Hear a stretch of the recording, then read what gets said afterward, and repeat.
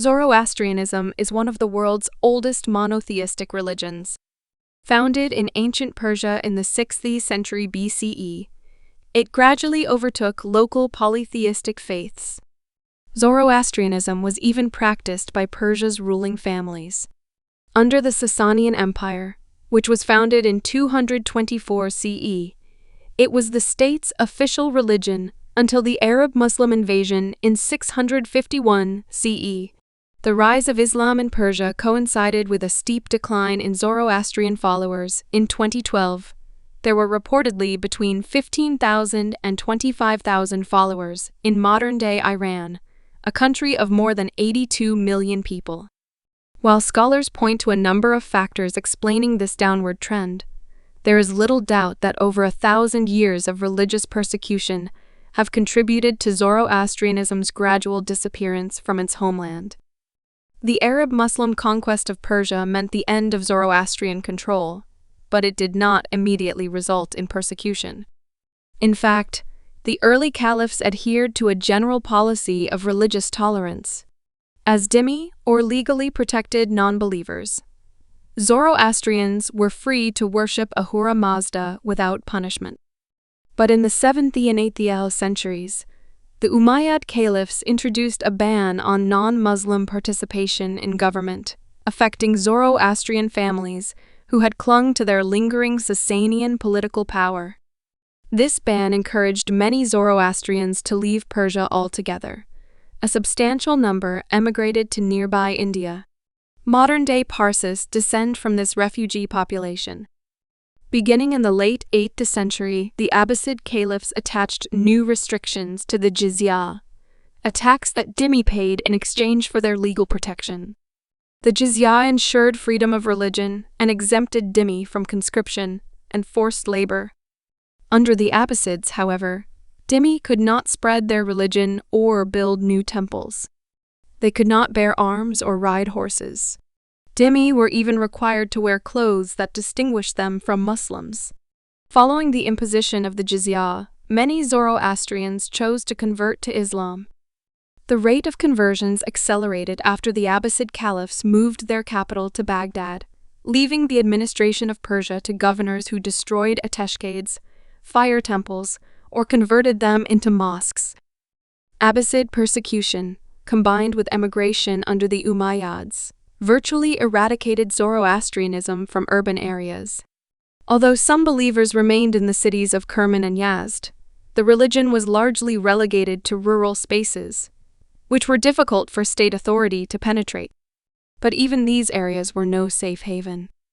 Rural Persia suffered enormous destruction in the 13th century at the hands of the Mongols, who toppled the Abbasid Caliphate and laid waste to their lands. And between 1502 and 1736, the Safavid dynasty mounted another state-sponsored assault on Zoroastrian religious freedom. There was a renewed effort to demolish or convert places of worship. Urban practitioners were relocated to the capital city and forced to convert to Shia Islam under threat of execution. Many Zoroastrians chose to die as martyrs. After intense repression, Zoroastrians saw their fortunes increase in the late 19th and early 20th centuries.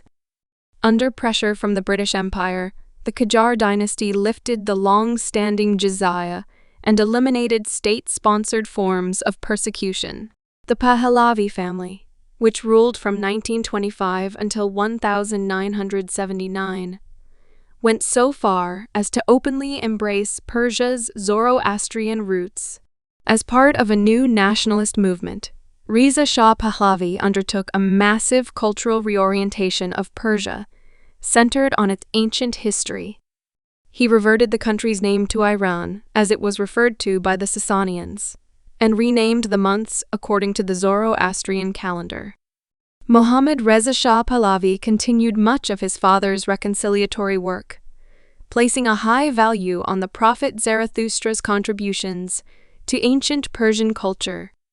The Shah also enacted a number of social reforms aimed at elevating Zoroastrians to a near-equal status with Muslims.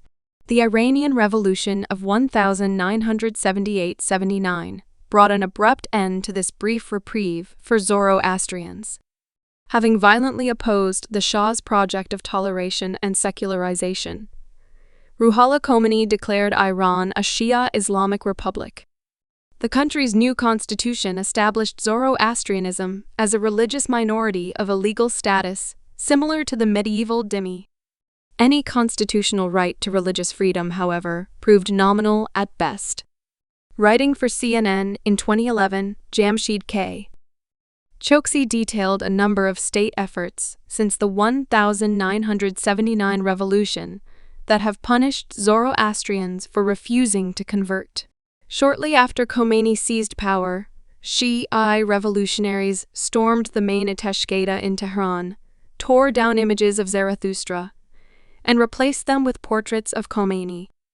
During the next decade's Iran-Iraq War, Zoroastrian boys were drafted specifically for suicide missions.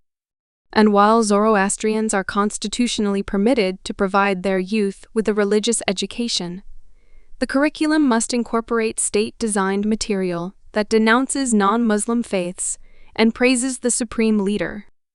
Despite Zoroastrianism's long history of persecution in Iran under Muslim rule, younger generations have spurred some observers to believe that it may have a brighter future.